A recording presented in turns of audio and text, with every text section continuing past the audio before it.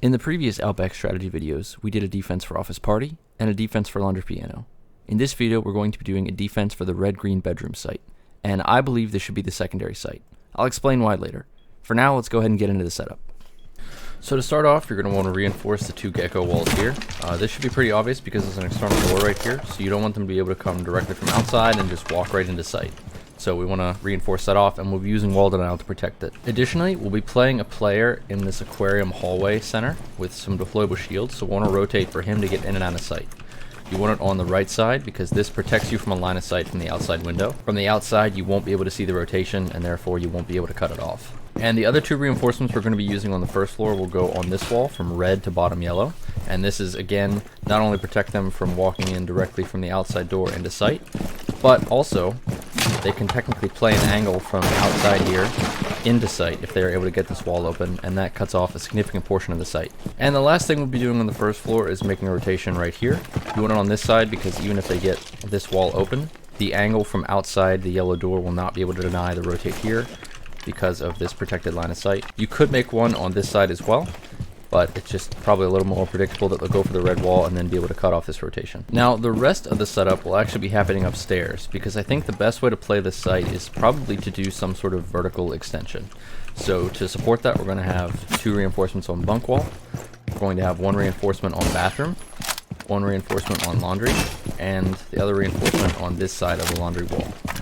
To get into some more site construction upstairs, you're going to want footholds here, just like we did last time. You're also going to want a line of sight on this wall and footholds on all the other walls. That way you're able to watch the walk-in on all of these walls. And because we're going to be playing a Maestro camera over here again, you do want this third of the wall to have a head height line of sight. That way the camera will be able to see into games. And of course, as with any upstairs extension, if you're going to extend upstairs, the reason that you're able to do that is if you're able to leverage the upstairs hold to either waste time or exert control on the downstairs. And the way that we're going to do that here is through vertical holes.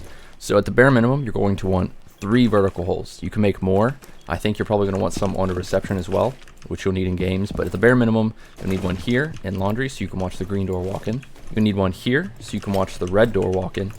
And you'll want one here, and this allows you to watch the yellow door walk in. You'll also want to reinforce the piano hatch because we won't be aggressively holding in piano. So again, you don't want players to be able to come right from this terrace door, run in, blow up the hatch, and drop into sight. You'll also want to pop open the kids hatch for a quick rotation down into the Aqua hallway. Alright, so with the actual site setup out of the way, let's talk about the utility in theory. So as I mentioned, I think the vertical extension here is better than a horizontal extension because you don't actually really have that many places to horizontally extend. The only one that you can do is in this Aqua area because the window has been moved from over here now to this hallway, and that allows you to play in this Aqua area. But other than that, there's no horizontally extended areas that you can do, which will allow you to directly rotate immediately back and apply pressure to sight. So with that, you want to extend vertically and then use the vertical holes to control the lines of sight. So based on that, I've chosen operators to support those positions and use their utilities to support that playing style. So for this site, we're going to be running a Cade, a Wamai, a Goyo, a Mute, and a Maestro. And I'll go through each of these ops in turn and explain how the utility is used and why it's used. So starting with the Cade, obviously we need some sort of wall denial, and we are going to be running a second wall denial operator in the Mute. But Cade is the objectively best wall denial operator, so he's going to use one claw on the red wall, and he's going to use a second claw on the kids wall. During his prep phase, Cade will also reinforce the red wall and the piano hatch. Now, he's going to play in the red-green apartment and sort of rotate in between and support the Aqua player because his 1.5 allows him to take those long-range gunfights with the AUG, and his Nitro Cell allows him to deny plant or get a couple picks over the Gecko wall if that's called for. Now, Wamai is actually going to play in this Aqua extension behind the shields, and we've used Wamai because we obviously need some way of protecting the shields from just being easily naded, and Wamai provides self-sufficient utility soak. Wamai can also make the rotate between sites, and will make the rotate out to Aqua. And additionally, he's going to go upstairs and reinforce one side of the laundry wall before dropping down the kids hatch so he can play a shield. So as I mentioned just before, he's actually going to play in this Aqua area and combine with Cade to get a synergy and plan for crossfires. The goal is to be able to use sound calls or other information to get an idea of where the attackers could be pushing these two, and then for these two to coordinate a double swing or crossfire to eliminate the attackers. If someone's coming from below yellow, then Cade can play the red doorway, and Wamai can play the yellow double doorway.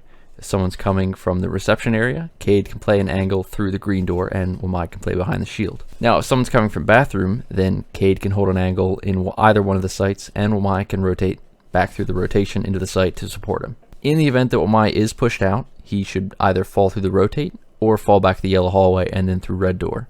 Alternatively, he could play on the yellow stairs if we still have upstairs control. Now, as I mentioned before, the other wall denial operator that we're going to be playing is Mute, and Mute provides not only wall denial, but also intel denial and site construction. So he's going to have one Mute jammer on the Gecko wall, one Mute jammer on the Gecko double door, one Mute jammer on the reception door, and one Mute jammer in between the yellow double and hall window. Now, other than the wall denial jammer, the other jammers are designed to help Wamai and Cade with intel denial as the attackers push the first floor.